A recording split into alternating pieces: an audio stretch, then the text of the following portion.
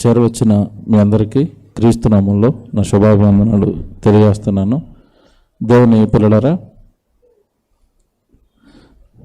పాఠం ముందుగా వాట్సాప్లో మీకు చెప్పబడింది, మనుషులు తండ్రైన దేవుని చూడగలరా? దేవుని పిల్లలారా, క్రైస్తవ్యంలో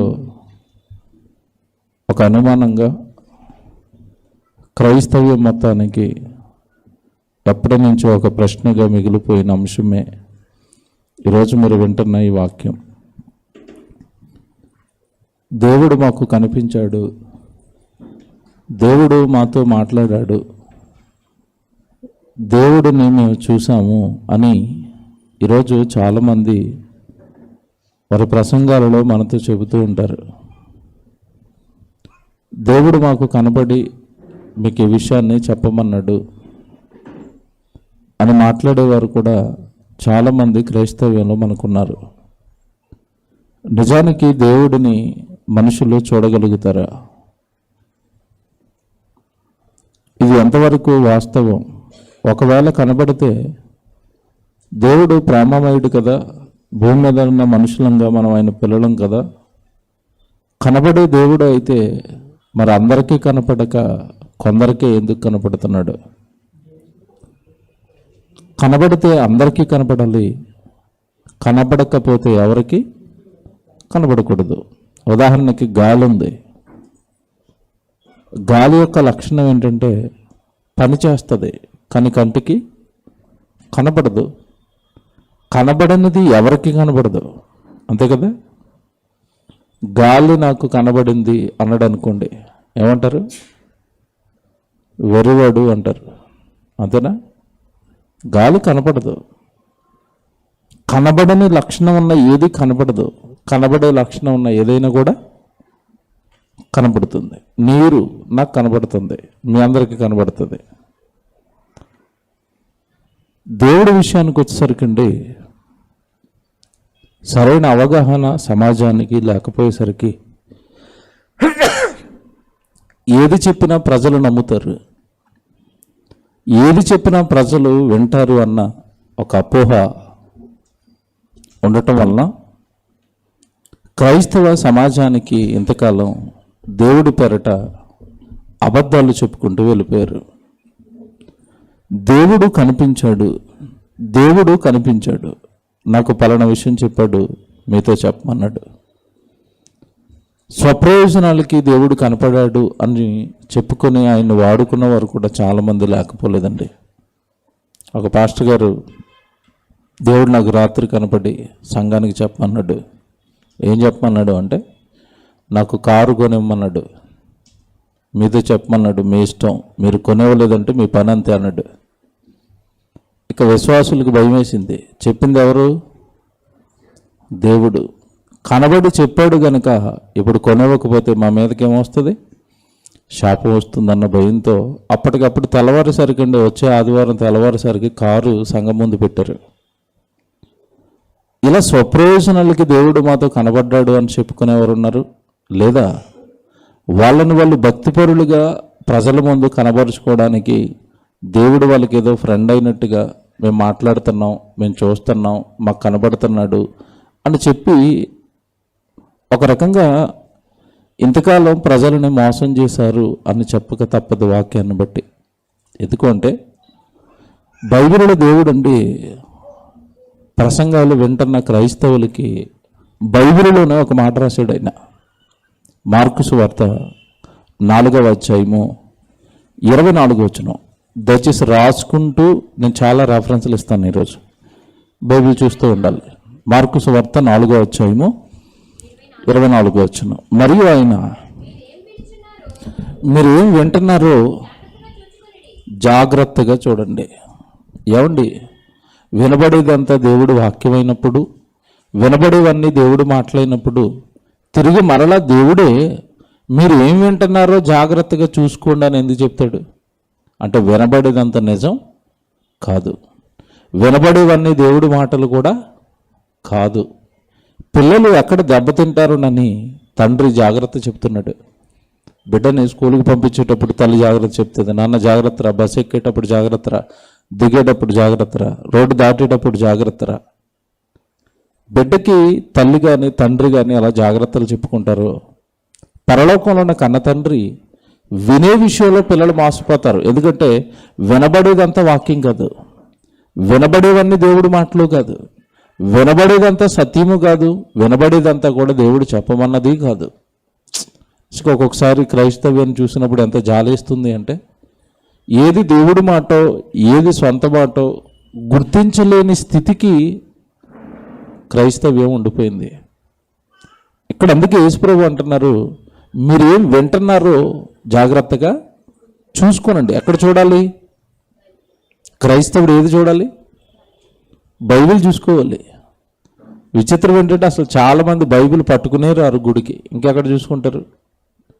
ప్రసంగం వింటున్నప్పుడే బైబిల్ చూడకపోతే ఇంటికి వెళ్ళిన తర్వాత ఏమైనా చూస్తారా? స్కూల్లో మాస్టర్ ఎదురకుండా ఉన్నప్పుడే పుస్తకాలు తీయట్లేదు అనుకోండి, వీడు కుర్రాడు ఇంటికి వెళ్ళక తీస్తాడా? అలాగుంది ఈరోజు క్రైస్తవ్యం. గుడిలో కూర్చున్నప్పుడే బైబిల్ తీసుకుని చూసుకొని దేవుడు ఇది చెప్పాడా, ఇగో ప్రసంగం చెప్తున్న వ్యక్తి నిజమే చెప్తున్నాడా, బైబిల్లోదే చెప్తున్నాడా అని చూసుకునే అంత తీరిగా ఓపిక మనకు లేనప్పుడు మనం ఎంతటి ప్రమాదంలో ఉన్నాం మనకు తెలుసండి. చాలామందికి తెలియదండి. చూసుకోకపోతే ఏమొస్తుందండి? వాక్యాన్ని పట్టించుకోకపోతే ఏమొస్తుందండి?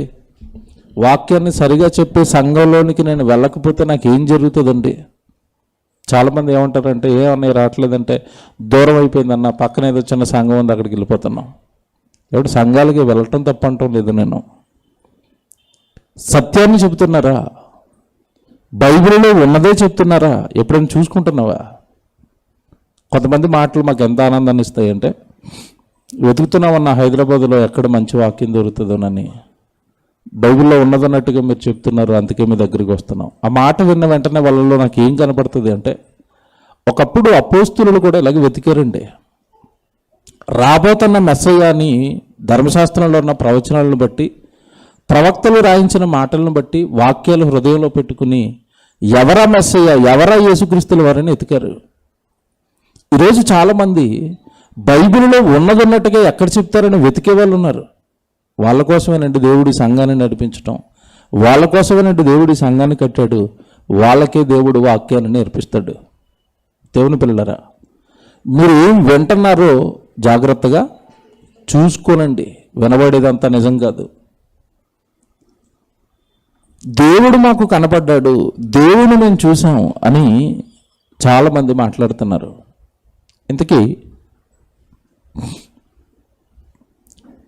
ఎవరినైనా నేను చూశాను అని చెప్పాలి అంటే అసలు అతను ఎలా ఉంటాడో నాకు తెలియాలండి ఫస్ట్. అవునా? అవునా కదా? మీకు ప్రశ్న అడుగుతాను. ఎవరైనా కొత్త వ్యక్తిని మీరు రైల్వే స్టేషన్కి వెళ్ళి తీసుకురండి అని మిమ్మల్ని పంపించామనుకోండి, మీరు ఏమడుగుతారు చెప్పండి? ఇప్పుడంటే ఫోన్లు వచ్చేసినాయి కనుక సెల్ నెంబర్ ఇవ్వండి, అక్కడికి వెళ్ళి ఆయనకి ఫోన్ చేస్తాను అంటారు. సెల్ ఫోన్ లేదు అతని దగ్గర, మీరు ఆ కొత్త అతన్ని తీసుకురావాలి. ఏమడుగుతారు ఖచ్చితంగా? ఫోటో. అతనా ఫోటోలో చూసి అక్కడ ఆ వ్యక్తిని చూసి ఇతనే అని అప్పుడు గుర్తుపెట్టి తీసుకొస్తారు కదా. ఒక వ్యక్తిని మనం చూడాలి అన్నా, గుర్తించాలి అన్నా ముందన్నా అతను మనకు తెలిసి ఉండాలి. పలానా వ్యక్తి అన్నా నేను అంతకు ముందు చూశాను, ఆయనే కదా, ఆయన అంటే తీసుకొచ్చేస్తారు. ముందు చూశారు కనుక. కొత్త వ్యక్తి పరిచయం లేడు, అప్పుడు ఖచ్చితంగా మీకు ఏం కావాలి? గుర్తింపుకి ఏదో ఒక ఆధారం మీకు కావాలి. నల్లగా ఉంటాడు, పొడుగ్గా ఉంటాడు, సన్నగా ఉంటాడు, జుట్టు ఉంటుంది, గడ్డం ఉంటుంది, పళ్ళు ఎత్తుగా ఉంటాయి, ఏదో చెప్తారుగా వ్యక్తిని గుర్తుపట్టడానికి. ఇక్కడ ప్రశ్న ఏంటంటే, దేవుణ్ణి మేము చూసాం అంటున్నారు చూసారు. వీళ్ళందరికీ ప్రశ్న ఏంటంటే, అసలు దేవుడు ఎలాగుంటాడు? దేవుడు ఎలాగుంటాడు? యేసుప్రభుని అడుగుదాం, దేవుడు ఎలాగుంటాడు? యోహాను సువార్త 4:24 దేవుడు ఎలాగుంటాడో యేసుప్రభు చెప్పాడు చూడండి. యోహాను సువార్త 4:24 దేవుడు ఆత్మ గనుక ఆయన్ని ఆరాధించే వాళ్ళు ఆత్మతోనూ సత్యముతోనూ ఆన్సర్ చెప్పాడు చూడండి యేసుప్రభు. దేవుడు ఎలాగుంటాడంట? ఆత్మ. దేవుడు ఎవరు? ఆత్మ. దేవుడు ఎవరు? ఆత్మను నేను చూశాను. ఎవడు వీడు? మీకు అర్థం లేదా? ఇప్పుడు దేవుడు ఆత్మ అండి. ఎవడైనా నేను ఆత్మను చూశానంటే వీళ్ళు ఏమంటారు చెప్పండి? పని చేస్తుందారా? ఏమైనా ఎర్రగడ్డ తీసుకెళ్ళమంటావా? ఎందుకు? ఆత్మలు కంటికి కనబడు. ఇప్పుడు దేవుడు ఆత్మ గనుక ఆత్మను మానవ నేత్రాలు చూడలేవు. మీకు ఇది అర్థం అవ్వలేదేమో. ఇంకో ఉదాహరణ చెప్తాను. మనిషి అనగానే ఏంటి చెప్పండి? శరీరము ప్లస్ ఆత్మ. మరణం అంటే ఏంటి? ఆత్మ శరీరాన్ని విడిచిపెట్టడమే మరణం. శరీరం ఇక్కడే ఉంటుంది, కానీ ఆత్మ అందులో నుంచి బయటికి వెళ్ళిపోతుంది. అనగా ఆయన వెళ్ళిపోయాడు, మనిషి వెళ్ళిపోయాడు, అందులో నుంచి ఆత్మ వెళ్ళిపోయింది. రైట్, బాగుంది. ఓ ప్రశ్న జాగ్రత్తగా వినాలి. చివరి క్షణాలలో హార్ట్ అటాక్ వచ్చిందండి. డాక్టర్లు ఏం చేస్తారు చెప్పండి? ఆ టైంలో ప్రెస్ చేస్తూ ఉంటారు కదా ఇక్కడ, హార్ట్ని మళ్ళీ ఆగిపోకుండా తిరిగి అది రన్ అవ్వడానికి వాళ్ళు ప్రయత్నంగా ప్రెస్ చేస్తూ ఉంటారు హార్ట్ మీద. అంటే బ్రతికించడానికి ప్రయత్నం చేస్తున్నారు. అలా చేస్తున్న టైంలో అలా ప్రెస్ చేస్తున్నారు, పని చేయలేదు, చచ్చిపోయాడు, వెళ్ళిపోయాడు. ఆ డాక్టర్ గారికి అడగండి, వెళ్ళిపోయినాయని మీకు ఏమైనా కనపడ్డా అని అడిగితే కనపడ్డాడని చెప్తాడా? కనపడలేదని చెప్తాడా? ఆత్మ ఎప్పుడు వెళ్ళిపోయిందో డాక్టర్ గారు చూసారా? చూడలేదండి. ఇక్కడ విషయం ఏంటంటే మనిషి ఆత్మే, ఎదురుగ్గా ఉన్న మరొక ఆత్మని, మరొక మనిషిని నువ్వు చూడలేనప్పుడు దేవుడు ఎక్కడున్నాడు? పరలోకంలో. ఆత్మగా ఉన్న దేవుడిని మేము చూసామంటే ఎంత అబద్ధం అండి. చూసారా? మీకు అర్థమైంది ఇప్పుడు? దేవుడు ఆత్మను మానవ నేత్రాలు చూసాయి అంటాం అబద్ధం. ఇది మీకు ఇలా చెప్తే ఏదో తప్పు చెప్తున్నారు అన్నట్టుగా, ఏదో ఎవరిదో విశ్వాసాన్ని తప్పుపడుతున్నారు అన్నట్టుగా మీకు ఉంటుంది. కానీ నేను అనలేదండి. ఇదే మన స్పెషల్. మనం ఇక్కడ ఏం చెప్పినా కూడా ఏం చెప్తాం చెప్పండి? బైబిల్ చెప్పింది, దేవుడు చెప్పిందే మనం చెప్దాం. ఈ ప్రశ్న యేసుప్రభుని అడుగుదాం. దేవా, ఎవరైనా దేవుడిని చూడగలరా? ఎందుకంటే మనకి రక్షణ ఇచ్చింది ఆయనే, చివరికి మన పరలోకానికి చేర్చవలసింది కూడా ఎవరు? యేసుప్రభువే. అన్నిటికీ యేసుప్రభువే. ఇప్పుడు యేసుప్రభుని అడగాలి ఈ ప్రశ్న. ప్రభువా, ఎవరైనా పరలోకానికి వెళ్ళారా? చివరి వారం అడిగాం మనం. ఏం చెప్పాడు ఆయన? చివరి వారం వచ్చారా? హేబేలు మొదలుకొని మరణించిన వారిలో ఎవరైనా పరలోకం వెళ్ళారా అని యేసుప్రభుని అడిగితే ఏమన్నాడు? నో, ఎవరు వెళ్ళలేదు నాయన, నేను తప్ప అన్నాడు. అయిపోయింది అది. ఈ వారం మనలో ప్రశ్న యేసుప్రభునే. ఏమని? ప్రభువా, ఇప్పటి వరకు ఎవరైనా దేవుణ్ణి చూశారా? చెప్తాడా?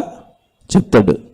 యోహాను సువార్త 5వ అధ్యాయము యేసు చెప్తున్నాడు. చూడండి, చూసుకోండి బైబిల్ జాగ్రత్తగా.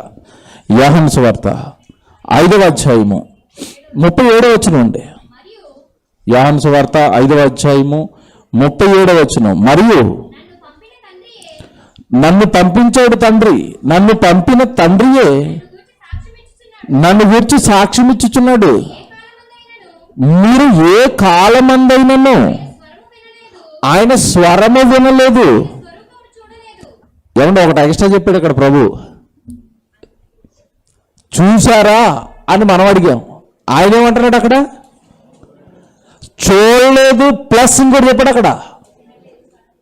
ఆయన వాయిస్ కూడా ఎవడ వినలేదు ఆయన అన్నాడు. ఎక్స్ట్రా ఇన్ఫర్మేషన్ ఇస్తాడు ప్రభు. ఎంత బాగుందండి వాక్యం. మళ్ళా చదవండి. యోహాను సువార్త 5వ అధ్యాయం 37వ వచనం. మరియు నన్ను పంపిన తండ్రియే నన్ను గూర్చి సాక్ష్యం ఇచ్చుచున్నాడు. మీరు ఏ కాలమందైనను ఆయన స్వరము వినలేదు, ఆయన స్వరూపాన్ని మీరు చూడలేదు. అయిపోయింది, పాఠం అయిపోయింది. ఇక బైబిల్ మూసేయచ్చు. నిజానికి తండ్రిని దేవుని మనుషులు చూశారంటే యేసు చెప్పాడు. ఏమన్నప్పుడు? ఎవరు చూడలేదు ఆయన స్వరం. నిజానికి మూసేసి ప్రార్థన చేసుకోవచ్చండి. కానీ ఇక్కడ మీతో నేను బైబిల్ మూవింగ్ చేసి ప్రార్థన చేసి పంపించాను అనుకోండి, మీరు ఎవరితోనైనా ఎప్పుడైనా దేవుణ్ణి మనం ఎవరో చూడలేదంటండి, దేవుణ్ణి చూడలేమంటండి అని కానీ మీరు ఎత్తారనుకోండి వాళ్ళ దగ్గర, వాళ్ళ నుంచి వెంటనే మీకు కౌంటర్లు పడతాయి. ఏమని? మీరు ఎక్కడో మొత్తం మీద అబద్ధపు బోధకి వెళ్ళిపోతున్నారు, దేవుణ్ణి చూడలేదని చెప్పారు. అయ్యి అంత అబద్ధం చెప్పేశారు మీకు అంటారు వాళ్ళు. యేసుప్రభు చెప్పాడు, ఆ యేసుప్రభుని పక్కన పెట్టు అంటారు అంతే. అని మిమ్మల్ని నెమ్మదిగా ఎక్కడ దింపుతారంటే, అబ్రాహాం చూడలేదా, మోసే చూడలేదా, యాకోబు దేవుడితో పోరాడలేదా, ఆశీర్వాదాలు పొందలేదా, ఇలాగనేసరికి గుండె లటక్కమంటది మీకు. నిజమే కదండి. పాత నిబంధనలో భక్తులందరితో దేవుడు మాట్లాడినట్లుగా రాయబడినప్పుడు ఈ దేవుణ్ణి ఎవరో చూడలేదంటున్నారేంటి? ఈయన మరీ యేసుప్రభు ఎంత స్ట్రైట్గా చెప్పారంటే, ప్రభు మీరు ఏ కాలమంది అయినా అన్నాడు అక్కడ. అది అండర్లైన్ చేసుకోవాలి బైబిల్లో. మళ్ళీ చూడండి, అదే వచ్చును 37.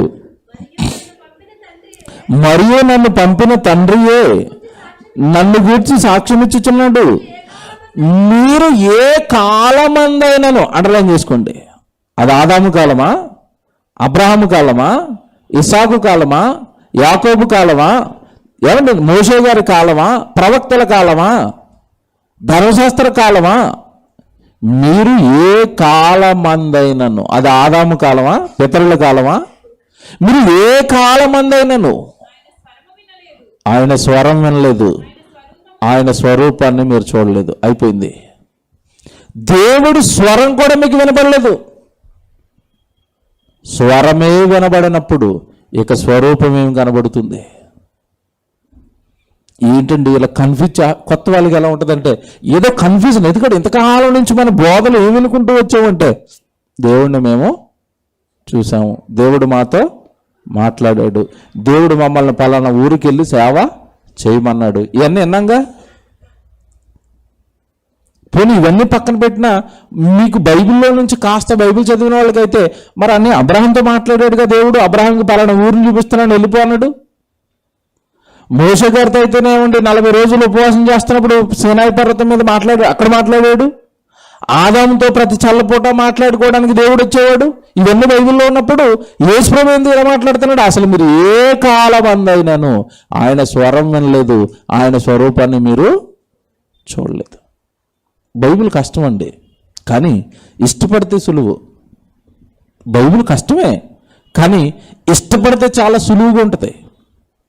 ఎందుకంటే బైబిల్ అనేసరికి అండి దేవుడు సుమారు 1600 సంవత్సరాలు చరిత్రది రాసిన కాలం. బైబిల్ రాయడానికి ఎంతకాలం పట్టింది? 1600 సంవత్సరాలు గతించిపోయిన చరిత్ర మీతో చెప్పాలనుకున్నప్పుడు మీరు కాలానుగుణంగా కొన్ని వందల సంవత్సరాల చరిత్ర చెప్తున్నప్పుడు ఈజీ అండి అర్థమైపోవటం, కష్టం. రాసింది ఒకరు కాదు, ఇద్దరు కాదు, ఎంతమంది? సుమారు 45 మంది 1600 సంవత్సరాలు రాశారు బైబిల్ని. నువ్వు ఏదో అక్కడక్కడ పొడిగా ఒక్కొక్క వాక్యం చదువుకుంటే ఈ 100 సంవత్సరాల చరిత్ర నీకు ఎలాగ అర్థం కావాలి? క్రీస్తుకు పూర్వం 1000 సంవత్సరాల క్రితం జరిగిపోయిన చరిత్రలు బైబిల్ దేవుల్లో రాయిస్తున్నప్పుడు వాటిని అర్థం చేసుకోవడానికి ఎంత కష్టపడాలి బైబిల్ పైన, అప్పుడు కాదు దేవుడు అర్థం కాడండి. అందుకే బైబిల్ అర్థం కావాలంటే ఒక పని చేయమన్నాడు దేవుడు బైబిల్లో. ఏం చేయమన్నాడు తెలుసా? దివారాత్రములు ధ్యానించేవాడు అప్పుడు వాడికి అర్థం అవుతుంది, అప్పుడు వాడు ధన్యుడు అవుతాడు అన్నాడు. మనమేమో ఆదివారం, Christmas, good Friday, Easter tent పడితే కానీ లోపలికి మేము రాము. దేవుడు స్తోత్రం పైనిచ్చాడు కాబట్టి టెంట్లో లేదు మేము. లేదంటే నిన్న ఏమయ్యాలి? ఖచ్చితంగా చర్చి ముందు టెంట్ పడితే కానీ బొత్తుగా పండగ కూడా చేయట్లేదు అంటారు. అవకాశం లేదు మాకు. టెంట్ వేసుకోవాలంటే ఇక పండగ కలవడి పడిపోయింది. క్రైస్తవం పండగ కలవడి. పండగకి వస్తాం, గుడ్ ఫ్రైడేకి వస్తాం, జనవరి 1కి వస్తాం. తప్పండి. దేవుడి సన్నిధిలో ఎప్పుడు ఉండాలంట? దివారాత్రములు బైబిల్ని ఏం చేస్తూ ఉండాలి? ధ్యానిస్తూ ఉండాలి. దినము రాత్రి బైబిల్ని ధ్యానించండి, అప్పుడు కానీ దేవుడి వాక్యం మీకు అర్థం కాదు. దేవుని పిల్లరా, దేవుడిని చూసారా? యేసుప్రభు చెప్పాడు, మీరు ఏ కాలమందైనను ఆయన స్వరం వినలేదు, ఆయన స్వరూపాన్ని మీరు చూడలేదు. ఇది ఎక్కడ చెప్పాడు యేసుప్రభు? ఎక్కడ చెప్పాడు? కొత్త నిబంధనలో యోహాను సువార్తలో చెప్పాడు కదా. ఇప్పుడు పాత చరిత్ర ఏది? భక్తుల చరిత్ర, అబ్రహాం గారి చరిత్ర, ఇదంతా పాత చరిత్ర కదా.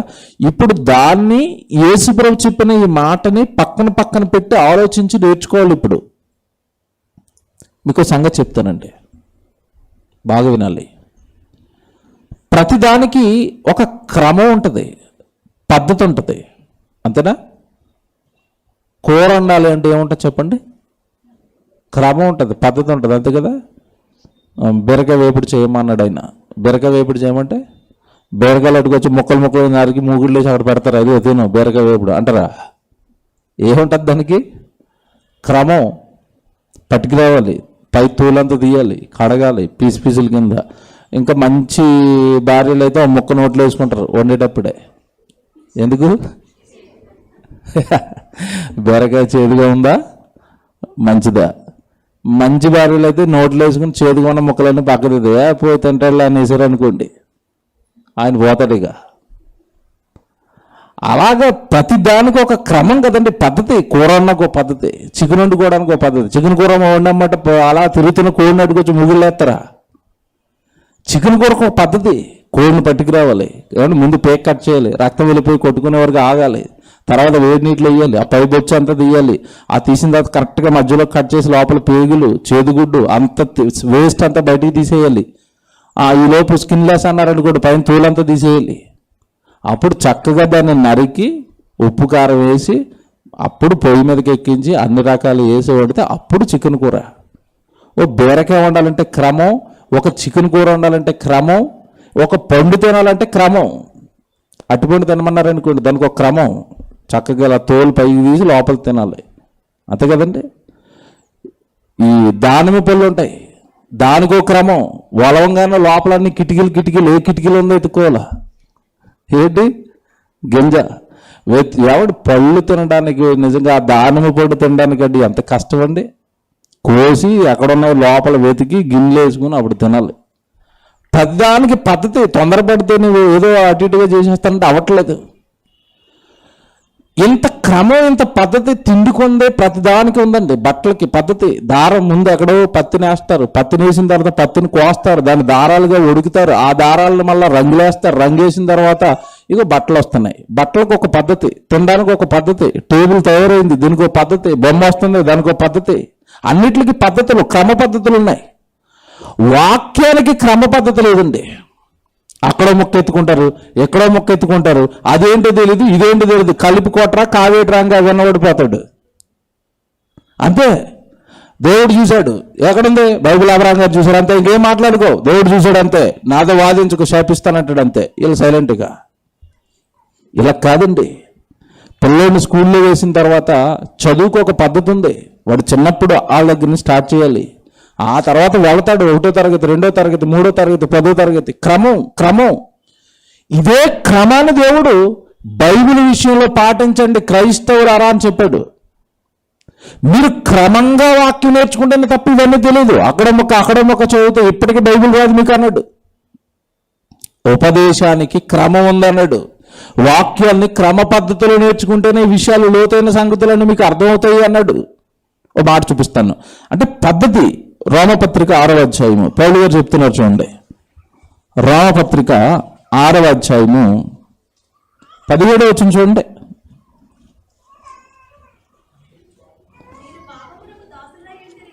రోమపత్రిక 6వ అధ్యాయం 17వ వచనం. మీరు పాపమునకు దాసులయ్యుంటిరి కానీ ఏ ఉపదేశ క్రమమునకు, అండర్లైన్ చేసుకోండి. ఒకప్పుడు మీరంతా పాపులు, దేవుడికి దూరంగా ఉండిపోయారు, పాపంలో ఉండిపోయారు. అలా దూరంగా ఉండిపోయిన మిమ్మల్ని, పాపంలో ఉండిపోయిన మిమ్మల్ని దేవుడు తన ఎద్దుకు పిలుచుకున్నాడు, పరిశుద్ధులను చేశాడు, పవిత్రులను చేశాడు.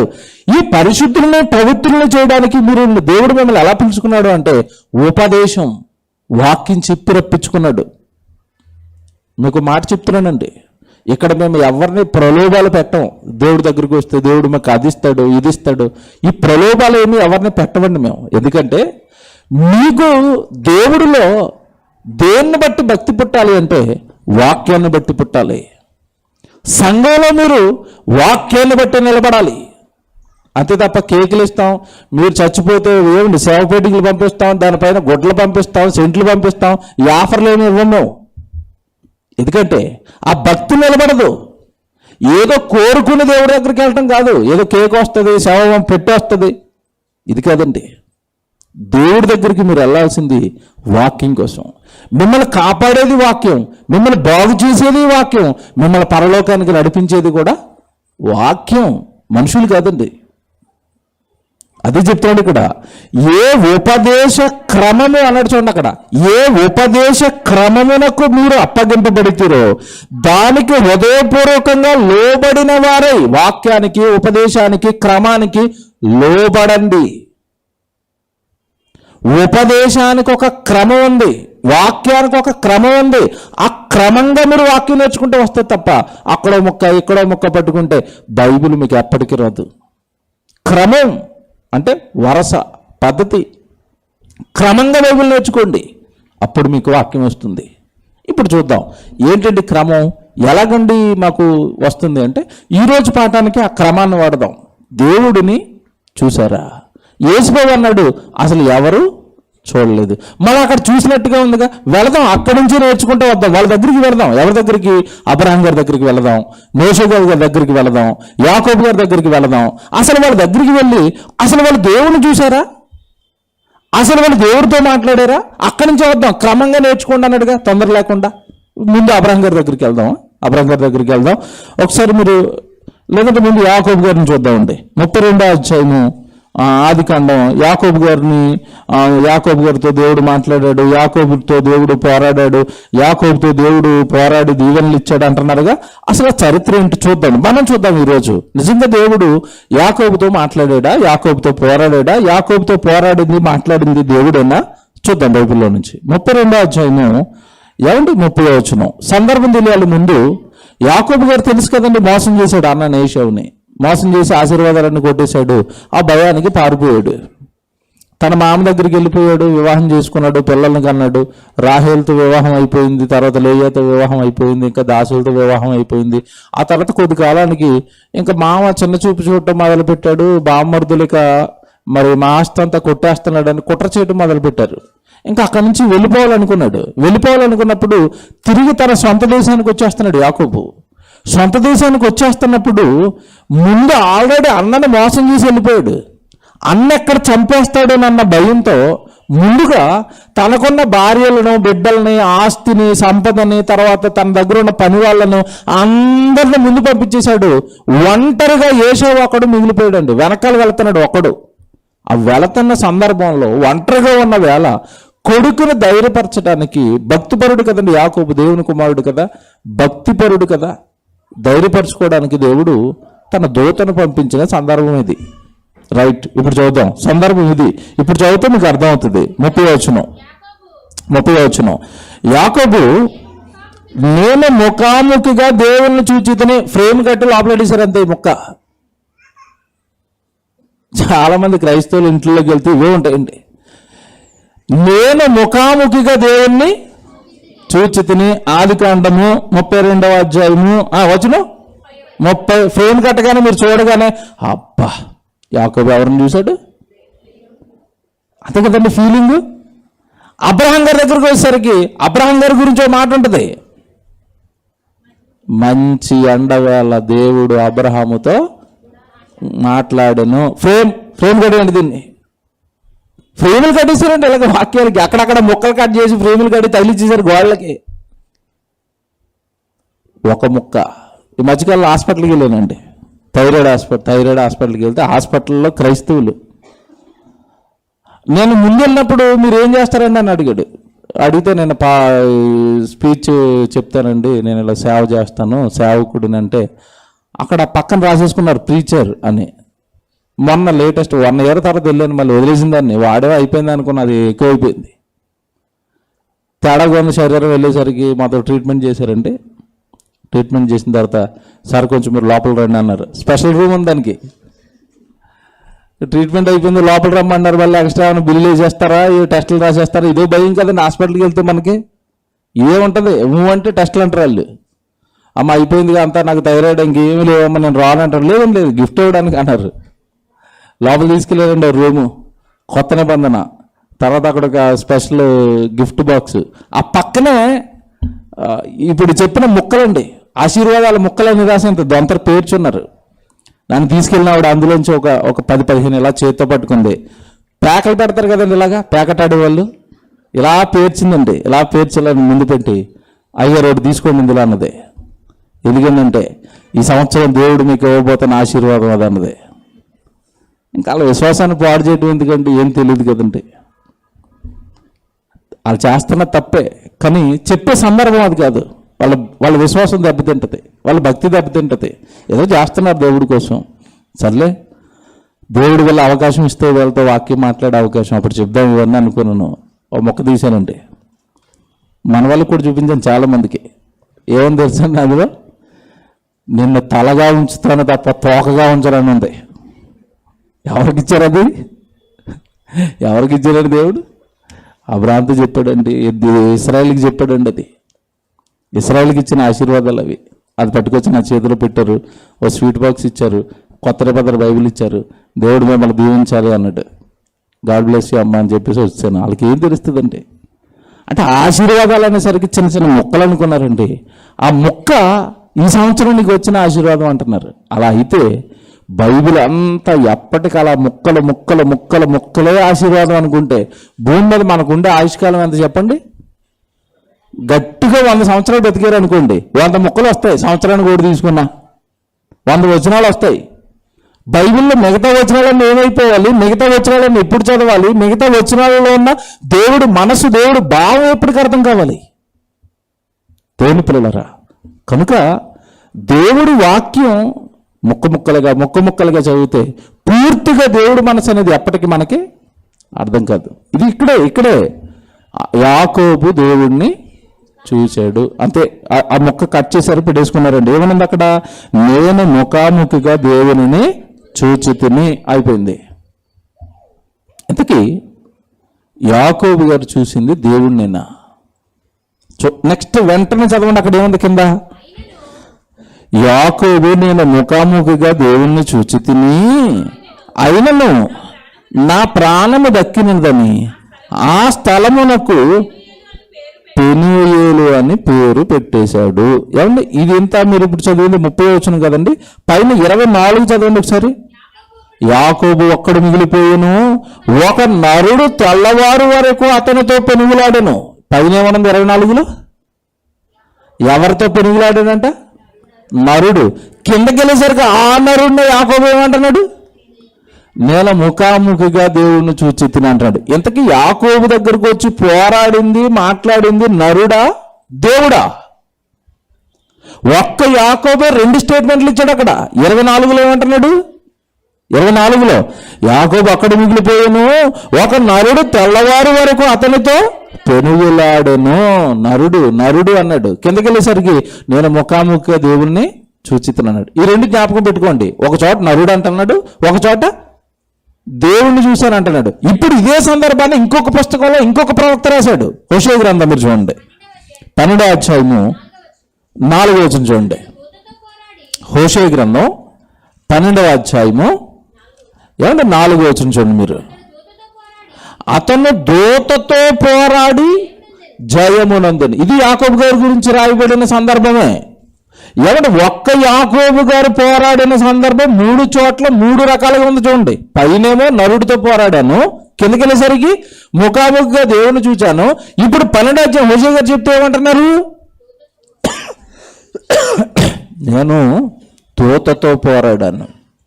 ఇప్పుడు నేను అడుగుతున్న ప్రశ్న ఏంటంటే మిమ్మల్ని, ఒకే సందర్భం 3 చోట్ల ఉంది. 3 చోట్లలో ఒక చోట నరుడనుంది, ఒక చోట దేవదూతనుంది, ఒక చోట దేవుడు అని ఉంది. ఇంతకీ 3 ఏది నిజమో మీరు చెప్పాలి. ఇంతకీ యాకోబు చూసింది దేవుణ్ణా? యాకోబు చూసింది నరుణ్ణా? యాకోబు చూసింది దేవదూతనా? యాకోబు పోరాడింది నరుడితోనా? యాకోబు పోరాడింది దేవదూతతోనా? యాకోబు పోరాడింది దేవుడితోనా? అసలు నరుడితో పోరాడడానికి దేవుడు వస్తాడా? పైన పరలోకంలో దేవదూతలు తప్పు చేస్తేనే దేవుడు పోరాడా? మళ్ళా వాడితో కూడా దేవదూతలే పోరాడయ్యా? దేవదూతలే. పోరాటాలకు దేవుడు రాడు. సో అక్కడ యాకోబుతో పోరాడింది దేవుడు కాదు. ఒకటి పోయింది, అమ్మాయి కాస్త ప్రాణం హ్యాపీగా ఉంది. మిగిలినవి రెండు ఏంటవి? ఒకటి నరుడు, రెండు దేవదూత. ఇది కొంచెం కన్ఫ్యూజ్. నిజానికండి వినండి జాగ్రత్తగా, పాత నిబంధనలో ప్రతి భక్తుడితోనూ మాట్లాడడానికి వచ్చినవి దేవదూతలే, కానీ నరుని రూపంలో వచ్చాయి. మళ్ళీ చెప్తాను, జాగ్రత్తగా వినండి. పాత నిబంధనలో యాకోబు దగ్గరికి వచ్చిన, పాత నిబంధనలో అబ్రహాం గారి దగ్గరికి వచ్చిన, ఆదాము గారి దగ్గరికి వచ్చిన, ఎవరి దగ్గరికి వచ్చినా ఎవరు వచ్చారు? దేవదూతలే వచ్చాయి. కానీ వీళ్ళు ఆల్రెడీ నరులు గనక ఏ రూపంతో వచ్చారు? నరరూపంతో దేవదూతలు వచ్చాయి. అబ్రహాం గారి దగ్గర ఇది క్లియర్ అవుతుంది మీకు. అబ్రహాం గారి దగ్గరికి వెళ్దాం. 18వ అధ్యాయము, ఆదికాండం 18వ అధ్యాయము.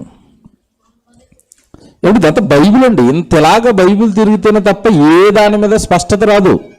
ఇంతలా కూర్చుని ప్రతి క్రైస్తవుడు బైబిల్ ఇంతలా తిరుగుతూ బైబిల్ ఇంతలా నేర్చుకుంటేనే కానీ ప్రతి విషయం మీద అవగాహన రాదు. క్రైస్తవ్యానికి అంత ఖాళీ లేదు, తీరిక లేదు, దేవుడు అంటే ఆసక్తి లేదు, బైబిల్ చదివే ఓపిక లేదు. అందుకే ఎవరేది చెప్తే అది నిజమని నమ్మి మోసపోతున్నారండి. యేసు చెప్పాడు, మీరు ఏం వింటున్నారో జాగ్రత్తగా ఇది ఇలా కూర్చుని బైబిల్ చూసుకోండి, కూర్చుని బైబిల్ చూసుకుంటే నిజాలు బయటకు వస్తాయి. ఆదికాండం 18వ అధ్యాయము, ఆదికాండము 18వ అధ్యాయం 1వ వచనం. మరియు మమ్రే దగ్గరనున్న సింధూర వనములో అబ్రహాము ఎండవేళ గుడారపు ద్వారమందు కూర్చుని ఉన్నప్పుడు ఫ్రేమ్ కట్టండి అన్నారు. అంత ఇదే అబ్రహాం ఫ్రేమ్ వచ్చింది. ఇప్పుడు అబ్రహాంకి ఎవరు కనపడ్డారు? యెహోవా అతనికి కనబడెను. ఎక్కడ చూడండి ఫ్రేముల్లో ఈ వాక్యం ఉంటుందండి. ఎండవేళ అబ్రహాంకి యెహోవా కనపడ్డాడు. దేవుడు కనపడ్డా? యేసు ఏం చెప్పాడు ఇందాక మీకు? మీరు ఏ కాలమందైనను ఆయన స్వరము వినలేదు, ఆయన స్వరూపాన్ని మీరు చూడలేదు. మరి ఇక్కడేంటి? అబ్రహాం గారు నేను యెహోవాను చూశాను అంటున్నాడు. చెప్తానండి, వినండి, జాగ్రత్తగా వినండి. వీళ్ళకి కనబడినవన్నీ కూడా దేవదూతలేనండి. కానీ పాపం వాళ్ళు దేవదూతలు కూడా ఏమని పొరబడ్డారంటే దేవుడు అని పొరబడ్డారు. మీకు కిందకి వెళ్ళేసరికి మొదటి వచనంలోనేమో యెహోవా అతను కనబడినందా. 2వ వచనం చదవండి, ఇలా చదవాలి బైబిల్ అంతా. 2వ వచనం, అతడు కన్నులెత్తి చూసినప్పుడు 3 మనుషులు ఎదుట నిలబడి ఉండరు. 1వ వచనంలో అన్నాడు, 2వ వచనానికి వచ్చేసరికి మారిపోయింది చూడండి. ముందు యెహోవా అంటున్నాడు, తర్వాత ఎవరు అంటున్నాడు? ఇంతకీ మనుషులా యెహోవా? మనుషులు కాదు, యెహోవా కాదండి. వచ్చిన వాళ్ళు ఎవరు? దేవదూతలు. ఎందుకు వచ్చారో తెలుసు? నాయన అబ్రహాము నువ్వంటే దేవుడికి చాలా ఇష్టం. మీ సోదరుడు ఉన్నాడు కదా లోతు, అతని కాపురం ఉన్న సొదొమ గొమొర్రా పట్టణాలు ఏమైపోయాయి? బహు భయంకరంగా వ్యభిచారం చేసి నాశనం అయిపోయాయి. వాటిని నిలిచేయడానికి వచ్చాం, మేము నాశనం చేయడానికి వచ్చాం. కానీ నిన్ను బట్టి దేవుడు నీకున్న అక్కడ నీ సోదరుడిని లోతు కుటుంబాన్ని ఏం చేస్తాడు? తప్పించబోతున్నాడు, రక్షించబోతున్నాడు అని చెప్పటానికి దేవదూతలు వచ్చిన సందర్భం వంటిది. దేవదూతలు వచ్చారు కనుక బైబిలులో యెహోవా అని ఉన్న చోటల్లా కూడా దేవుడు కనబడ్డాడు అని అనుకోవటం పొరపటండి. పాత నిబంధనలో వాళ్ళకి దేవదూతలు కనబడగానే ఎవరని ఫీల్ అయ్యారో తెలుసా? దేవుడు అని ఫీల్ అయ్యారు. మీరు ఎలా చెప్తారని అంటారా?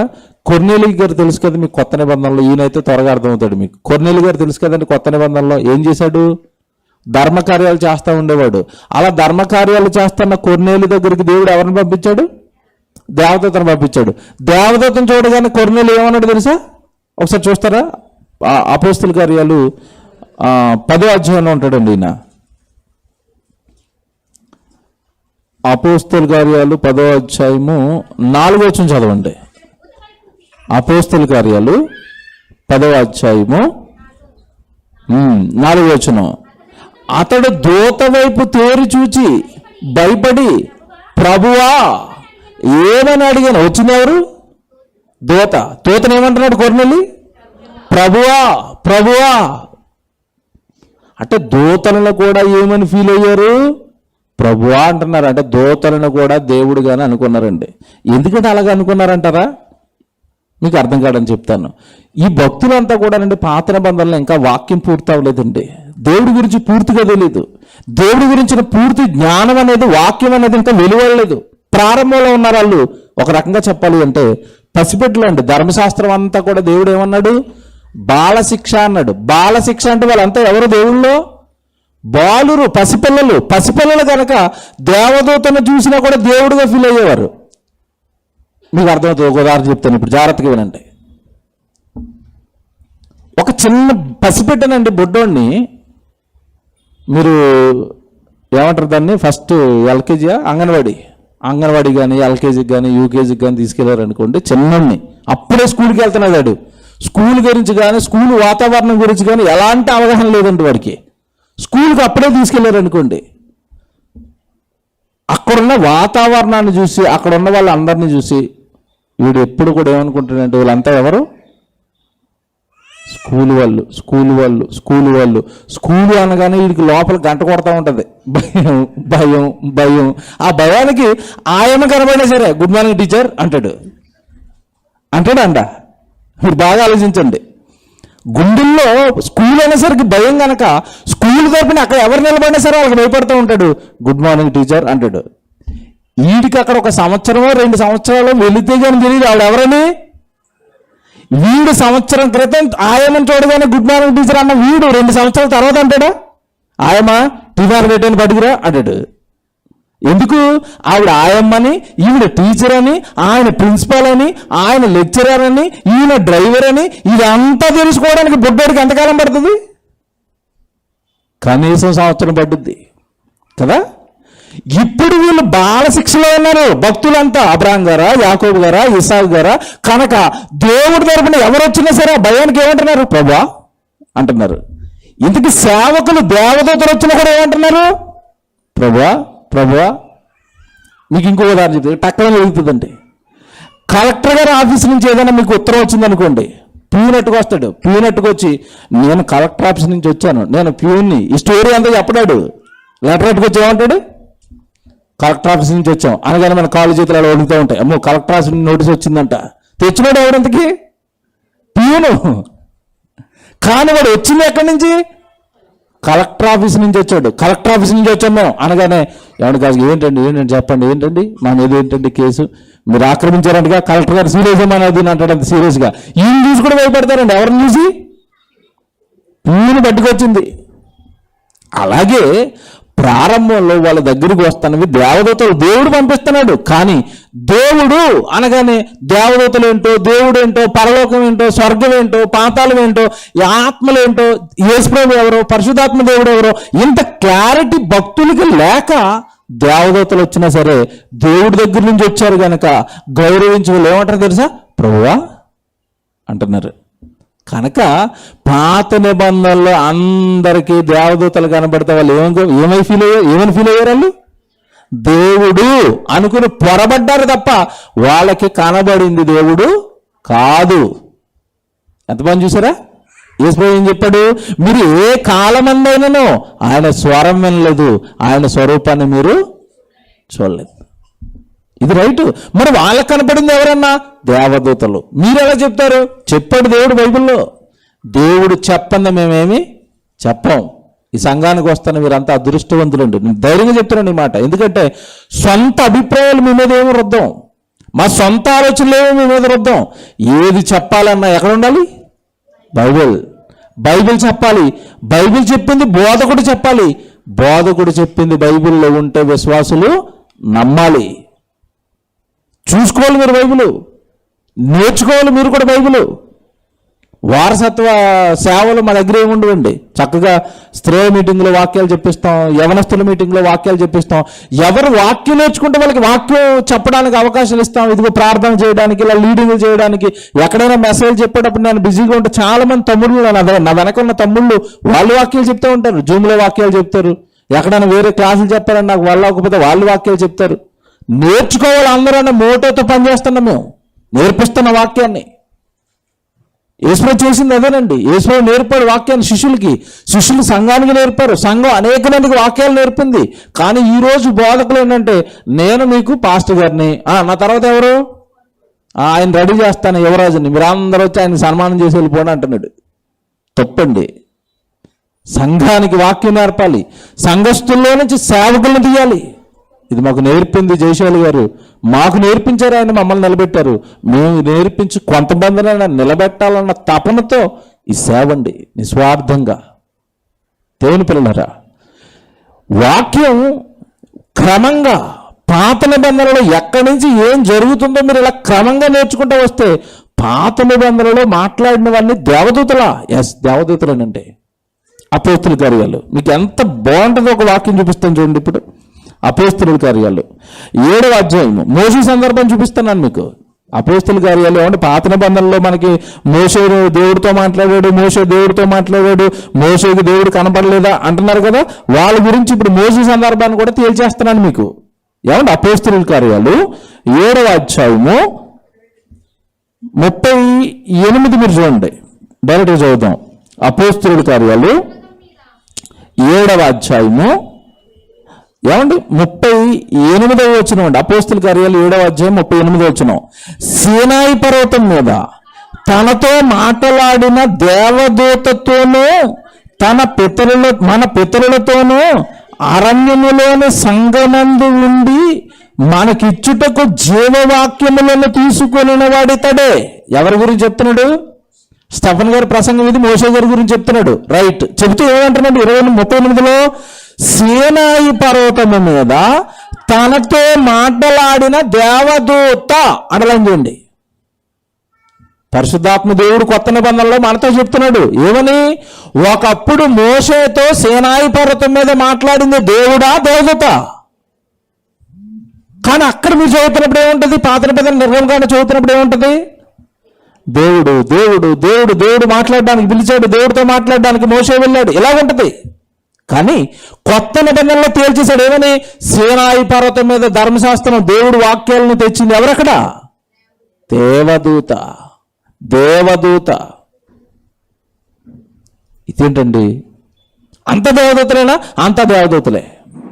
ఒక సందర్భంలో పాప మోషే గారు అంతమందిని నడిపిస్తున్నాడు కదండి, దేవుడిని చూడాలనిపించింది. దేవుడిని అడుగుతున్నాడు, అయ్యా నిన్ను ఒకసారి చూడాలనుకుంటున్నాను నేను అన్నప్పుడు ఏమన్నాడు తెలుసా? నన్ను చూస్తే నువ్వు బ్రతకు, చచ్చిపోతావు అన్నాడు. దేవుడు తెలుసండి, నన్ను చూసిన ఏ నరుడు కూడా బ్రతకడు నాయన, చచ్చిపోతారు నాయన. కొడుకులారా, పిల్లలారా, నన్ను చూడాలన్న ఆశ మీకుంది, కానీ నన్ను చూస్తే మీరు ఏమైపోతారు? చచ్చిపోతారు. ఎందుకు చచ్చిపోతారండి? దేవుడిని చూస్తే మనిషి ఎందుకు చచ్చిపోతాడు? సింపుల్గా మన భాషలో మాట్లాడుకుందామండి. రాసేడు వాక్యం రైటే. చూస్తే ఎందుకు చచ్చిపోతాం? ఎందుకు చచ్చిపోతాం? ఎందుకు చచ్చిపోతాం తెలుసా? జాగ్రత్తగా వినండి. మన సైజు ఎంత? 6 అడుగులు, అంతే కదండి. మనకంటే పెద్దవి దేన్ని చూసినా మనిషి జరుచుకుంటాడు లేదా? మీ పక్కనే ఒక డైనోసార్ ఇలా రోడ్డు మీద నడుచుకుంటూ వెళ్ళిపోతుంది అనుకోండి, ఎవరు బయటికి వెళ్తారు చెప్పండి? కిటికీలోంచి, గుమ్మలో నుంచి. నీకంటే పెద్దది చూడగానే నీకేం పడుతుంది? భయం. అప్పుడప్పుడు రోడ్డు మీద వెళ్ళిపోతున్నట్టు చూడండి, మన హైందవ సోదరులు దేవుళ్ళ పేరట పెద్ద విగ్రహాలు నిలబెడతారు. దానికి ఎందుకు వెళ్ళి సడన్గా నువ్వు ఇలా చూసావు అనుకోండి, ఒళ్ళు ఏమంటుంది ఒకేసారి? వెళ్ళి మరి బాబు ఎంత ఉందండి. ఇది మీరు మనసులో పెట్టుకోండి. దేవుడు ఎలా ఉంటాడు ఇప్పుడు? ఆకాశము నా సింహాసనము, భూమి నా పాదపీఠము, మీరు నా కొరకు ఎలాంటి మందిరము. చూడండి ఇప్పుడు ఒకసారి. ఆకాశం సింహాసనం, నేను కూర్చుంటే ఆకాశం క్లోజు, నేను కాలు పెట్టానా మీరు ఉంటున్న భూమి క్లోజు. ఇప్పుడు ఎంత ఉంటాడు దేవుడు? ఆ రూపాన్ని చూడడానికి మానవ నేత్రం సరిపోతుందా? సరిపోదండి. సరిపోకపోగా చూస్తే చచ్చిపోతారు. మీకు నమ్మకం లేదు కదా? నిన్నగాక మొన్నలో ప్రయోగం చేశారండి మనోళ్ళు. ఏం ప్రయోగం అంటే, ఎప్పటి నుంచో ఇలా కోరికగా ఉంది, చంద్రమండలం ఎక్కేశారు, బుధుడు ఎక్కేశారు, గురుడు ఎక్కేశారు, కానీ సూర్యుడి దగ్గరికి వెళ్ళలేకపోయావని ఆగట్లేదండి. అసలు సూర్యుడి దగ్గరికి వెళ్ళిపోవాలని నన్ను చిన్న ర్యాకెట్ని పంపించారు. వార్తలు చూస్తున్నారా 2 రోజుల నుంచి? నేను అదే చూస్తున్నాను, ఎప్పుడు కరిగిపోద్దా అది నేను చూస్తున్నాను. వీళ్ళు పంపించింది ఏమండి, వీళ్ళు హడావుడి చేసి మేము సూర్యుడి మీదకి పంపించేసాం, నౌక సూర్యుడి మీదకి పంపించేసాం అన్నారు. ఎతికి విచిత్రం ఏంటంటే సూర్యుడి యొక్క వాతావరణంలోనికి ప్రవేశించింది అంతే, అది సూర్యుడి దగ్గరికి కాదు. ఎందుకంటే సూర్యుడు లోపలికి వెళ్ళేసరికి ఎంత వేడి ఉంటుందంటే 1500 కోట్ల సెంటిగ్రేడ్ హీట్ ఉంటుందంట. ఎంత? 1500 కోట్ల వేడి. మన దగ్గర ఎంత ఉంటుంది తెలుసా? ఎండాకాలంలో 42, 43. 43కే వడగాలు తగిలేసి తడిబట్టలు వేసుకుని లోపల కూర్చుంటాం మనం. సూర్యుడి దగ్గరికి వెళ్ళేసరికి ఎంత ఉంటుందంటే 1500 కోట్ల సెంటిగ్రేడ్ హీట్ అండి. ఆ హీట్కి ఏ మీటర్లు అవుతుంది? కరిగిపోతాయి. ఇప్పుడు నాకు దేవుడు కనపడాలన్న ప్రతి ఒక్కడికి ఏం చెప్తామంటే, ఒక్కసారి సూర్యుని చూడనైనా తర్వాత దేవుడిని చూపిస్తాం. చూస్తాడా? చూస్తే ఉంటాడా మళ్ళీ? కనుక దేవుడు కనపడ్డండి. నిజంగా బైబిల్ బాగా అర్థమైపోతే నాకు ఒకటి అర్థమైపోయిందండి. దేవుడు ఎలాగంటాడంటే, నేను అదృశ్యుడిని నాయన, కనపడలేను. ఎందుకు కనపడలేను అంటే, నా రూపంతో నేను వచ్చి మియాపూర్ వచ్చేసి కొడుకా నేను ఉన్నానంటే కొడుకుండడు, చచ్చిపోతాడు. ఇప్పుడు రాలేడు. అలాగని నమ్మకపోతుంటే చూస్తూ అక్కడ పరలోకంలో ఉండలేడు. రాలేడు, ఉన్నానని చెప్పడానికి. చాలామంది డైలాగ్ వేస్తారు, ఉంటే రమ్మనండి, వస్తే పోతావు. ఆ భయానికి ఆయన రాడు. ఏమండి, ఇది నేను చెప్తున్నా ఏమి కాకమ్మ కథలు కాదు, బైబిల్లోనే ఆయన రాశాడు. మళ్ళీ నోట్లోంచి మాట వచ్చిందంటే బైబిల్లో ఉంటుంది. అలా చదివేయండి రాత్రి పగలు బైబిల్. దేవుడు ఏమన్నాడు తెలుసా? నా కంఠ స్వరం, నా కంఠ ధ్వనికి భూమి మైనం కరిగినట్టు కరిగిపోతున్నాను నేను గట్టిగా మాట్లాడుతాడు. అప్పుడప్పుడు ఉరుము పడుతుంది. ఉరుము పడితే ఏమైపోతాడు? పక్కన ఉన్నవాడు చచ్చిపోతాడు. ఉరుముని కలిగించింది ఎవరు? దేవుడు. ఉరుము పడితేనే మనిషి చస్తుంటే దేవుడు వచ్చేసి నేను ఉన్నాను రా అన్నాడు అనుకోండి, ఉంటాడా? భూమే కరిగిపోతుంటే భూమి మీద నలుసు లాంటి మనిషి ఎక్కడ ఉంటాడు? ఇంక చెప్పండి. నేను గట్టిగా మాట్లాడితే భూమి కరిగిపోతాను ఆయన అన్నాడు దేవుడు. ఎందుకు కరిగిపోతుంది చెప్పండి? భూమి కలుగుగాక అన్నది ఎవరు? ఆయనే. కలుగుగాక అంటే కలిగింది, కరిగిపో అన్నాడు అనుకోండి, కరిగిపోద్ది. ఆ భూమండలమే కరిగిపోతుంటే ఆ భూమండలం మీద మనది ఎక్కడో ఆసియాఖండం అండి. ఆసియాఖండంలో భారతదేశంలో తెలంగాణలో హైదరాబాద్లో మియాపూర్లో ఏదో ఒక చిన్న మాతృశ్రీనగర్ కాలనీ, ఆ కాలనీలో చిన్న బొడ్డిల్నిది. నేను మాట్లాడితే భూమే పోద్దంటే నీ ఇల్లు ఎక్కడ ఉంటుంది? ఇక నువ్వు ఎక్కడ ఉంటావు అందులో? ఆ భయానికి దేవుడు కంఠ స్వరంతో నేను ఉన్నానని మాట్లాడలేక, ఆ స్వరం వినిపిస్తే మనుషులు చచ్చిపోతారు కనుక, ఆ స్వరంతో దేవుడు మాట్లాడితే భూమి కరిగిపోతుంది కనుక, ఆ మాటలు ఎవరికి చెప్పి పంపించేవాడు లోకానికి? దేవదూతలకు చెప్పి, అబ్రాహాముతో ఇది చెప్పండి నేను చెప్పానని చెప్పండి, మోషేతో నేను ఇది చెప్పానని చెప్పండి, ఆదాముతో నేను ఇది చెప్పానని చెప్పండి. రాలేక మధ్యవర్తులుగా పాత నిబంధనలో దేవుడు ఎవరిని వాడుకున్నాడు తెలుసా? దేవదూతలను వాడుకున్నాడు. ఇది స్టోరీ, ఇది కథ. తెలియదు ఇవన్నీ. నేను రాలేను, వస్తే భూమి కరిగిపోతుంది. ఓ మాట చూడండి, కీర్తనల గ్రంథం త్వరగా. ఎందుకు మీరు ఆయన స్వరం కూడా వినలేదని యేసు చెప్పాడో ఆ స్వరానికి సంబంధించిన వివరాలు కూడా ఇస్తున్నాను నేను మీకు. 50వ అధ్యాయము 46వ అధ్యాయం చూద్దాం. కీర్తనల గ్రంథం 46వ అధ్యాయము 6వ వచనం చూడండి. కీర్తనల గ్రంథం 46వ అధ్యాయము 6వ వచనం ఉండే. జనములు ఘోషించుచున్నవి, రాజ్యములు కదులుచున్నవి. ఆయన తన కంఠధ్వని వినిపించగా భూమి కరిగిపోచున్నది. కంఠధ్వనికి భూమి ఏమైపోద్దంట? కరిగిపోతుంది. కనుక వాయిస్ ఇవ్వలేడు, రూపంతో ముందుకు రాలేడు, అదృశ్యుడిగా ఉండిపోయాడండి పరమ తండ్రి. దేవుడు ఆత్మ, ఇట్స్ పవర్, శక్తిని మనం వాడుకోవాలి తప్ప ఏది కనపట్టలేదంటే కుదరదు. ఇప్పుడు మన చుట్టూ మన బిల్డింగ్కి ఏముంది చెప్పండి? కరెంట్ ఉంది, పవర్ ఉంది.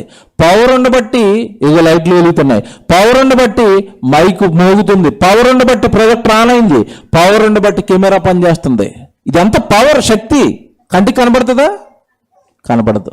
అలాగే దేవుడు కంటికి కనబడ్డు మహాశక్తి, భూమిని తిప్పుతున్నాడు, సూర్యుని మండింపచేస్తున్నాడు, నీలో ఆత్మగా ఉండి నీ శరీరాన్ని కదిలింపచేస్తున్నాడు. దేవుడు కనపడ్డండి, కనబడడు, కానీ ఆయన పనులు మాత్రం, ఆయన లక్షణాలు మాత్రం నీకు కనబడతాయి. దేవుని పిల్లలారా, కనుక ఏ కాలమందైనను ఎప్పుడు కూడా ఎవరు కూడా దేవుణ్ణి చూడలేదు. చూసింది అంతా ఎవరిని అంటే దేవదూతలనే. మోషే గారితో మాట్లాడింది ఎవరు? దేవదూతే. ఇంకా కన్ఫర్మ్ చేస్తాడు పౌలు గారు ఆ సంగతిని గలతీ పత్రికలో. మీరు కావాలంటే వచనం రాసుకోండి. గలతీలకు రాసిన పత్రిక 3వ అధ్యాయము 19వ వచనం చూడండి. పౌలు గారు కూడా పాత నిబంధనలో ధర్మశాస్త్రం అనగానే 5 కాండాలు మీకు తెలుసు కదా. ఆదికాండం, నిర్గమకాండం, లేవ్యకాండం, సంఖ్యాకాండం, ద్వితీయోపదేశకాండం, ఈ 5 కాండాలను ధర్మశాస్త్రం అంటారు. ఈ ధర్మశాస్త్రం అంతా చెప్పింది దేవదూతలే అంటాడు ఇక్కడ. 3వ అధ్యాయం గలతీ పత్రిక 19వ వచనం. అలాగైతే ధర్మశాస్త్రం ఎందుకు? ఎవరికి ఆ వాగ్దానం చేయబడునో ఆ సంతానము వచ్చే వరకు, అది అతిక్రమములను బట్టి దానికి తర్వాత ఇయ్యబడును, అది మధ్యవర్తి చేత దేవదూతల ద్వారా నియమింపబడను. అండర్లైన్ చేసుకోండి. గలతీ పత్రిక 3వ అధ్యాయము 19వ వచనం చదివారు. అందరి బైబిల్లో ఉందండి, ఇది ఉంది. ఈ గలతీ పత్రికల్లో ధర్మశాస్త్రం మొత్తం ఆదికాండం, నిర్గమకాండం, లేవ్యకాండం, సంఖ్యాకాండం, ద్వితీయోపదేశకాండం, ఈ 5 కాండాలు ధర్మశాస్త్రం అంటే, ఈ ధర్మశాస్త్రం మొత్తాన్ని కూడా దేవుడు ఎవరి ద్వారా ఇచ్చాడంట? దేవదూతల ద్వారా. మోషేతో మాట్లాడా, అబ్రహాంతో మాట్లాడా, యాకోబుతో మాట్లాడా, ఇంకా మీరు ఏది మాట్లాడినా, ఎక్కడ మాట్లాడినా, ఎవరితో మాట్లాడినంత ఎవరు? దేవదూతలు. కన్ఫర్మ్ చేశాడు కొత్త నిబంధనలో. ఎంత బాగుందండి బైబిల్. ఎవడు ఇన్ని విషయాలు తెలియాలంటే బైబిల్ మీరు ఎలా చదవాలి? క్రమంగా, పద్ధతిగా, అనుదినము. ఇంత సబ్జెక్టు మీకు తెలియదండి ఇలా చదివితే కానీ. ఇకపోతే దేవుణ్ణి చూడలేదు అని ఎన్ని వాక్యాలు రాయించేశాడో కొన్ని చూపిస్తానండి. తిమోతికి రాసిన మొదటి పత్రిక 6వ అధ్యాయము 16వ వచనం చూడండి. తిమోతికి రాసిన మొదటి పత్రిక 6వ అధ్యాయము 16వ వచనం చూడండి.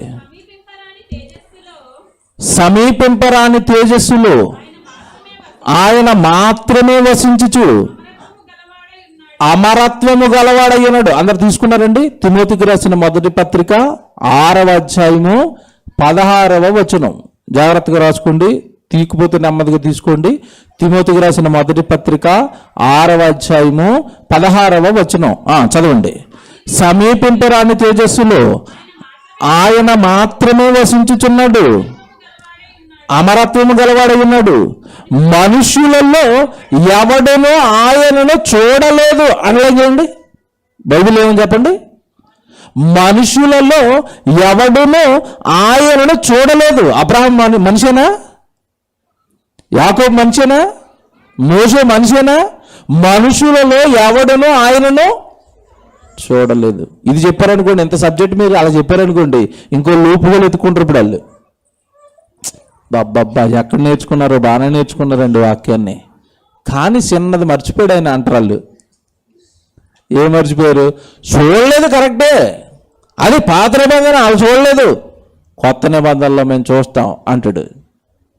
మాకిప్పుడు దేవుడు కనబడుతున్నాడు అంటాడు. ఇలాంటి వాళ్ళు ఎక్కడొస్తారో నన్ను దేవుడికి ముందే భయం. పిల్లలు ఎక్కడ దెబ్బతినేస్తారో నన్ను ముందే భయం.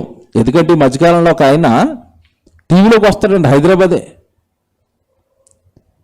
కత్తిమేసి హాస్పిటల్లో ఉన్నాడు, యాక్సిడెంట్ అయ్యి. మీకు చాలాసార్లు చెప్పాను. హాస్పిటల్లో ఉండి ఈయనకి ప్రవచనం చెప్పాడు. రాత్రి దేవుడు నాకు కనపడ్డాడు, కత్తి మహేష్ గురించి ప్రవచనం చెప్పాడు, త్వరలోనే ఆయన ఇంటికి రాబోతున్నాడు అన్నాడు. ఈయన అన్న 3 రోజులుగా ఆయన చచ్చిపోయాడు. ఇప్పుడు ఎవరిని అవమానపరుస్తున్నారు చెప్పండి వీళ్ళంతా? దేవుడిని. ఇక్కడేం చెప్తున్నాడు బైబిల్లో? ఎవడును ఆయనను చూడలేదు. భవిష్యత్తులో ఎవడైనా నేను చూస్తాను, నాకు కనబడ్డాడు అన్నవాడు వస్తాడేమోనని. వెంటనే అక్కడ వాక్యం చూడండి ఏమంటుంది. దీని తర్వాత చూడండి ఏమనుందో, మనుషులలో ఎవడును ఆయనను చూడలేదు, భవిష్యత్తులో ఎవడును చూడనేరడు. చూడలేదు అని చెప్పి చూడనేరడు. చూడనేరడు. రాడెవడ భవిష్యత్తులో కూడా. బైబిల్ ఏమి రాయించాడండి. దొంగల నుంచి మనం మోసపోకుండా, దొంగ బోధలకు మనం దొరికిపోకుండా ఎన్ని వాక్యాలండి బైబిల్లో రాయించాడు దేవుడు. ఆయన్ని ఎవరు చూడలేదు, ఆయన్ని ఎవడు చూడనేరడు. యోహాను గారు రాసిన మొదటి పత్రిక ఎంతమంది సాక్ష్యాలు ఇప్పిస్తున్నాను చూడండి మీకు బైబిల్లో. పౌలు గారు చెప్తున్నారు, ఏమంటే యేసుప్రభు చెప్తున్నాడు, ఇప్పుడు మళ్ళా ఈ యోహాను గారు చెప్తున్నారు మొదటి పత్రికలో 4వ అధ్యాయము. యోహాను గారు రాసిన మొదటి పత్రిక 4వ అధ్యాయం 12వ వచనం. యోహాను గారు రాసిన మొదటి పత్రికలు ఉంటాయి చూడండి. 1వ పత్రిక, 2వ పత్రిక, 3వ పత్రిక, చివర్లో బైబిల్ చివర్లో పత్రికలు ఉంటాయి కదా. అక్కడ మొదటి పత్రిక 4వ అధ్యాయము 12వ వచనం.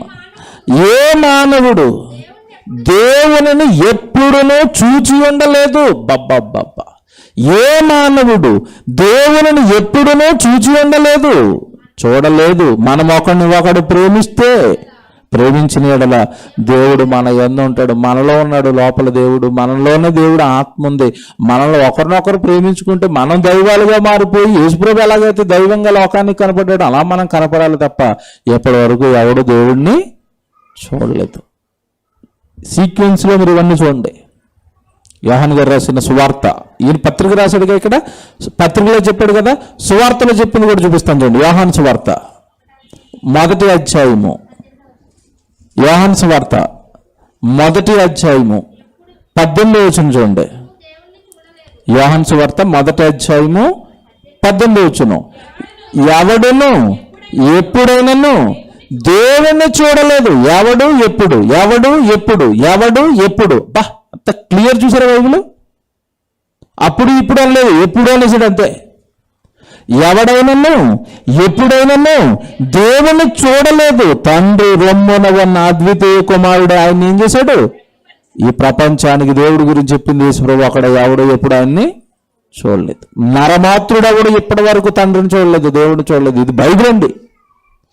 నరమాత్రుడు అన్నవాడు ఎవడు దేవుణ్ణి చూడలేదు. ఒక్క యేసుక్రీస్తుల వారు తప్ప, దేవదూతలు తప్ప దేవుణ్ణి చూసినవాడు అంటే ఎవడు లేడు. సరే, క్లియర్ కదా? ఇంత స్టోరీ మీరు చెప్పారనుకోండి, ఇంత సబ్జెక్ట్ మీరు చెప్పారనుకోండి, ఇక్కడ ఎప్పుడు క్రైస్తవులు ఎలాంటి వాళ్ళు అంటే ఎక్కడ దొరుకుతుందో సందు అక్కడి నుంచి అబద్ధం చెప్దామని ట్రై చేస్తారు. మీరు అంత చెప్పిన తర్వాత వాళ్ళు డైలాగ్ వేస్తారు, మీకు టైం అయిపోయిందని చెప్పేస్తాను. అది కూడా నిజమే, ఆయన చెప్పిన బోధంతా రైటే. దేవుడిని చూడలేము, దేవుడు కనపడ్డు, నాకు కనపడిన తండ్రి కాదు యేసుప్రభు అంటాడు. అప్పుడు ఏం చేస్తారు మీరు? మీకు అర్థమైందా? ఆయన చెప్పిన బోధంతా రైటే, తండ్రి ఎవరికి కనపడ్డు, కనపడింది ఎవరు? యేసుప్రభు కనపడ్డాడు అన్నాడు అనుకోండి. అప్పుడు ఏమైపోతారు మీరు? అయితే మీరు మెంబర్ 1 బాధకులు మీరు అంటారు మీరు కదా. యేసుప్రభు కనపడతాడా? లేదండి. దానికి కూడా ఎవడు బైబిల్లో అబద్ధాలు చెప్పకుండా బైబిల్ను దేవుడు రాయించిన విధానం టాప్ అండి. యేసుప్రభు కూడా ఎవరికి కనపడతాడు. ఎప్పుడు కనపడతాడు తెలుసా?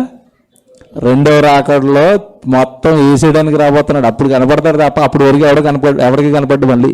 అది బైబిల్ చెప్పింది. మళ్ళీ కొరింథీయులకు రాసిన మొదటి పత్రిక చూడండి. యేసుప్రభు ఎవరికి కనపడ్డు. చివరిగా కనపడింది పౌలు గారికేనండి. ఎందుకంటే అపోస్తలులకి కనబడిన తర్వాత చివరిగా దర్శనం ఇచ్చింది ఎవరికి అంటే పౌలు గారికి. చివరి అపోస్తలుడిన ఏమండి 15వ అధ్యాయము 8వ వచనం చూడండి. కొరింథీయులకు రాసిన మొదటి పత్రిక 15వ అధ్యాయం అండి. 6 చదవండి. కొత్త వాళ్ళు ఉన్నారుగా, కొంచెం 6 కదా, 5 చదవాలి. 5 గడి నుంచి. కొరింథీయులకు రాసిన మొదటి పత్రిక 15వ అధ్యాయము 5 గడి నుంచి చదవండి. ఆయన కేఫాకును తర్వాత 12 కనబడిను. అటుపిమ్మట 500 ఎక్కువైన సహోదరులకు ఒక్క సమయమందే కనబడును. వీరులు అనేకులు ఇప్పటి వరకు నిలిచి ఉన్నారు, కొందరు నిద్రించరు. ఏంటి సబ్జెక్ట్ ఇక్కడ? యేసుప్రభు చనిపోయి తిరిగి లేచిన తర్వాత ఎవరెవరు కనపడ్డారో చెప్తున్నాడు. కేఫా అనగానే పేతురు, అపోస్తులు కనపడ్డారు. తర్వాత 500 మందికి ఒకేసారి కనపడ్డాడు. ఇలా కనపడిన తర్వాత 7వ వచనం, తరువాత ఆయన యాకోబునకును అటు తర్వాత అపోస్తలులందరికీ మొత్తం లిస్టు చెప్పుకొచ్చాడు, ఎవరెవరు కనపడ్డాడో. జాగ్రత్తగా వినాలి. పౌలు గారు చనిపోయి తిరిగి లేచిన తర్వాత యేసుప్రభు ఎవరెవరికి కనపడ్డాడో లిస్టు చెప్పుకుంటూ వచ్చాడు. అపోస్తలులకి, యాకోబుకి, కేఫాకి, 500 మందికి అందరికీ కనపడ్డాడు. 7వ వచనంలో అంటున్నాడు, తర్వాత యాకోబుకు, అటు తర్వాత అపోస్తలులందరికీ కనపడ్డాడు. 8వ వచనం, అందరికీ కడపట. 8వ వచనం జాగ్రత్త పెట్టుకోవాలి. అందరికీ కడపట అకాలమందు పుట్టినట్టున్న నాకును అందరికీ కడపట అంటే అర్థం ఏంటి? చివర లాస్ట్ కనపడింది ఎవరికి? నాకే. అందరికీ కడపట కడపట కడపట. ఇది మా కడపటోడు అన్నట్టు అర్థం ఏంటి? ఆడి తర్వాత ఇంకొకడు లేడు.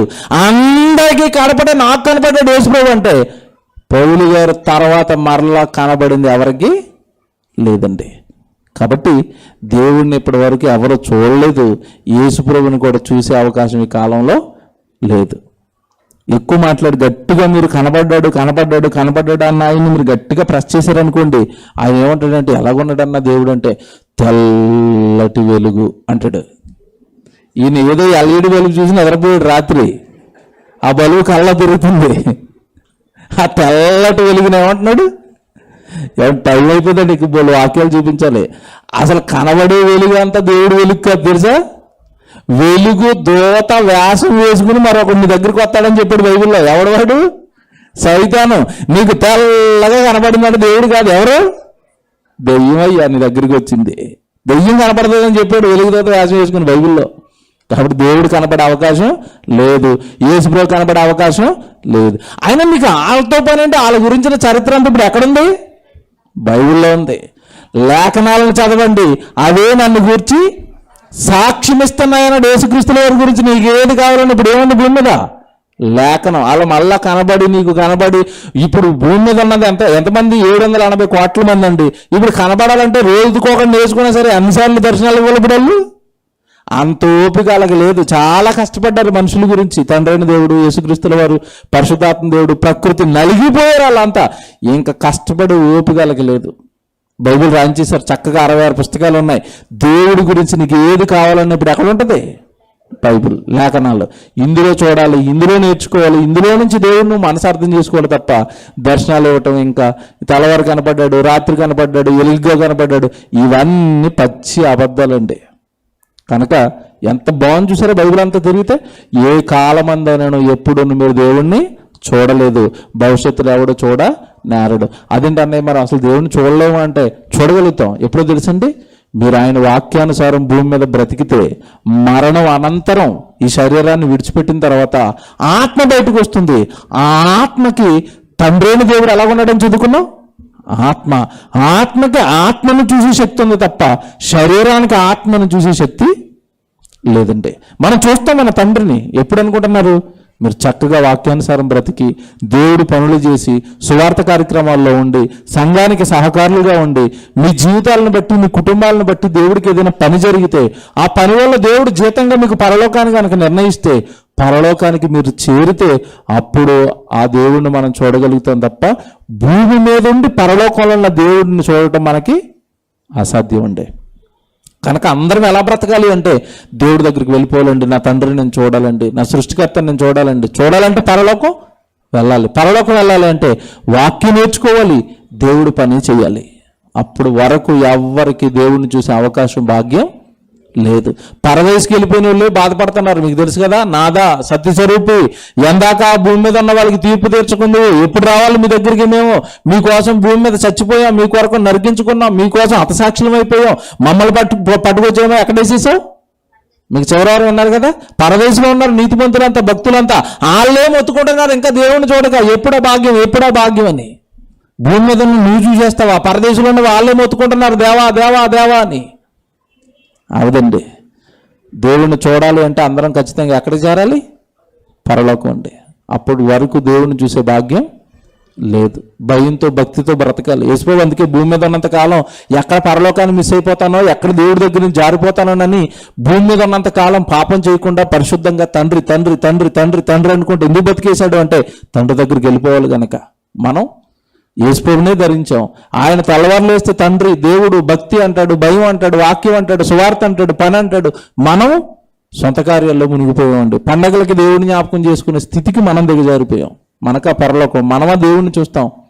కష్టం అండి. బ్రతుకులు మారి భక్తిలో పరిపూర్ణతలోనికి మనం వెళితేనే తప్ప, దేవుడికి మనం ఎక్కువ సమయాన్ని ఇచ్చి, దేవుడికి మనం ఎక్కువ మన కాలాన్ని ఇచ్చేవారంగా, మన సమయాన్ని ఇచ్చేవారుగా, చక్కగా సన్నిధిలో ఉండేవారంగా, పనిలో ఉండేవారంగా మన బ్రతుకు దేవుడికి నచ్చితేనే తప్ప మన దేవుడిని చూసే భాగ్యం లేదు. కనుక ఈ మోసపూరితమైన ప్రసంగాలకు దూరంగా ఉండండి. ఎవరు ఎప్పుడు దేవుణ్ణి చూడలేదు, ఇప్పుడు భూమి మీద ఎవరైనా మేము దేవుణ్ణి చూసామన్నా వాక్య ప్రకారం అతను అబద్ధికుడు. ప్రార్థన చేసుకుందాం.